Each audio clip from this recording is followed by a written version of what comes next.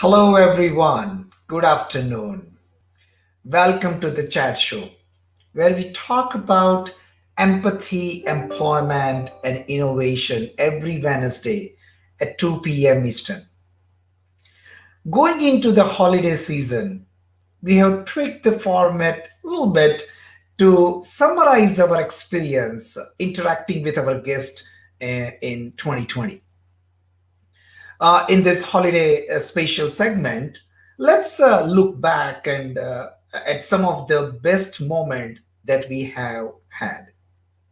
Today, it will be about empathy. As you all know, empathy is central to all my conversation as I ask my guest what it means to them.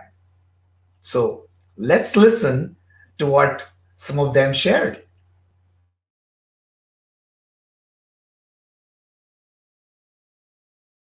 Well, and that's a great question because I think a lot of our audience is starting to hear more and more, especially with Black Lives Matters and others, that I'm getting calls all the time about diversity training, about inclusion training, and about equity training.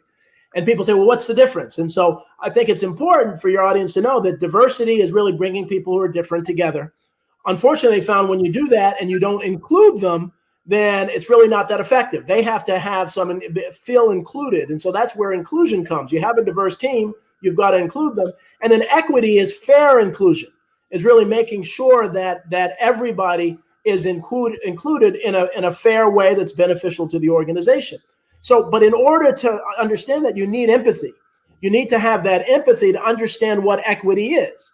And that so often I talk to folks who don't know themselves, who don't realize that they have opportunities that others don't have. And so they need to really look at equity in new ways.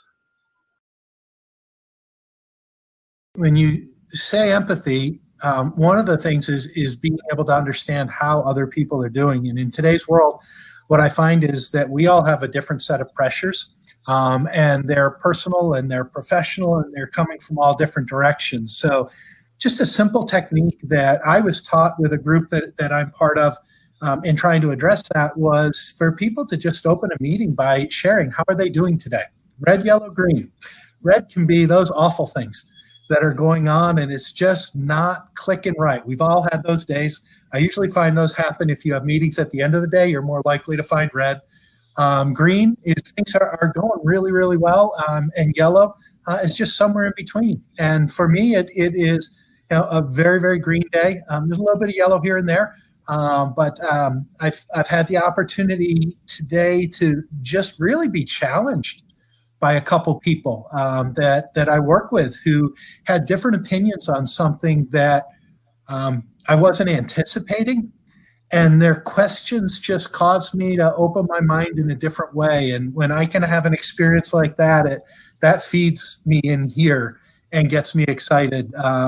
Little yellow because I'm having a challenge with a building project that we're working on, and that's not always going as well as we'd like. But all in all, I would tell you that it's very much a green day. So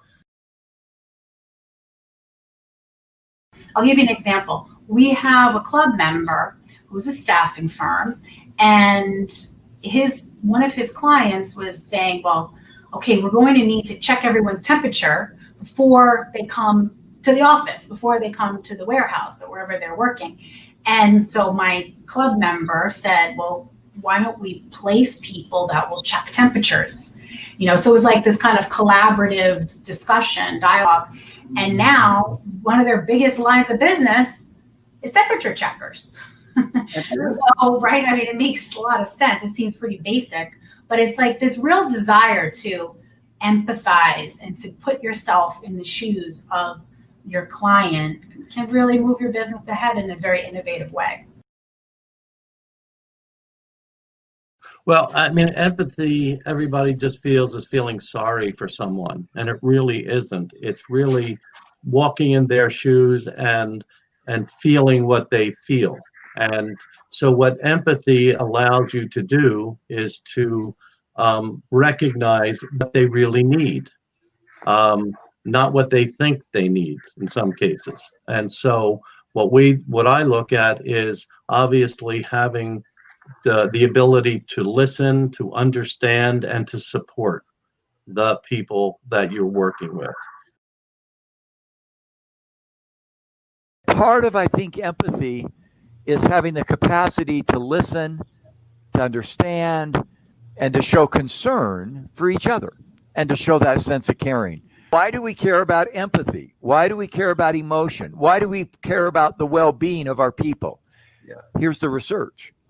The correlation between employee sentiment, whatever you call sentiment, that could be attitude, commitment, well-being, emotional, psychological safety, is generally 0.6 to 0.8 with customer sentiment.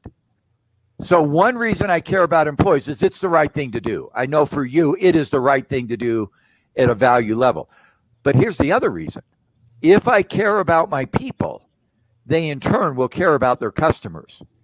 And there's a correlation, and there's a lead and a lag effect. When my employees feel taken care of and nurtured and cared for, they'll care for the customers better, and we'll make more money. The rule of thumb, I love rules of thumb with research. A 10% increase on employee sentiment, empathy, engagement, well-being, will lead to about a 5% increase on customer connection, net promoter score, customer well-being. And that will lead to a 2.5% increase in profitability. So now I've got a value chain. Yes, empathy is the right thing to do. I don't know very many people who would disagree with that.